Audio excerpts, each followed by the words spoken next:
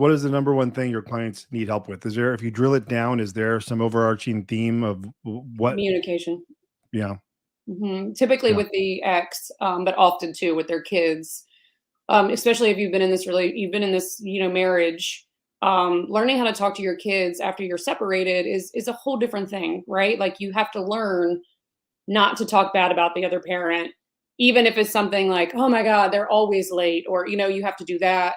You have to just learn how to watch what you say in a way that you can't involve your kids in the financial part. And, we really talk about, and obviously there's different ages of kids, and your 18-year-old can have a different conversation than your 8-year-old, but it really is a new way of communicating with your kids, sort of protecting them from the things that they don't need to hear and know about. So we focus a lot of communication with that. But overall, the number one is the text messages that come over from the ex. It's Mm, responding to these, something happened and they send this angry text, and it's first response is you want to write back in anger, right. and backing away from that and giving it the time and space to respond in a mature and adult way that's not full of rage is definitely better. But that is what we work on the most. What does that look like with your coaching? Can you give me like an example of what that would look like? Is it through, I think you mentioned books to read, or is it just literally saying, let's talk about the things that are going to happen and let me tell you how a better way to handle them, or are you addressing them as they happen? I think the answer would probably be both. Since each divorce is different, I do have some resources that sometimes I'm like, hey, I'm going to just send you this book. I think it would really be helpful.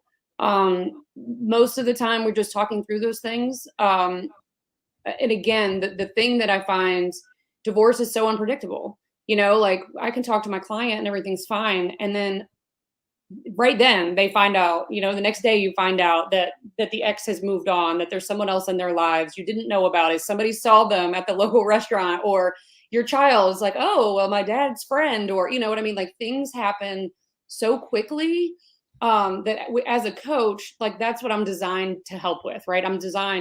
Your therapist is, I've got an appointment on Tuesdays at noon, right? It's once a week, it's an hour. That's pretty much all you get. As a divorce coach, that's where we start, right? So the bare minimum is our hour call a week, but we have emergency sessions. And then same thing, you get this crazy email from your ex, send it to me. Let's look at it. Let's ignore what is anger, right? Let's ignore what he or she is just saying to try to get you all worked up. Okay, at the heart of this, what are they trying to say? Okay, well, they're frustrated because they asked you for help with the kids on this particular day and you can't do it. Let's respond just to that, and let's not, feed the fire here. So, it's a lot of just case by case basis because it's full of surprises. Yeah, makes sense.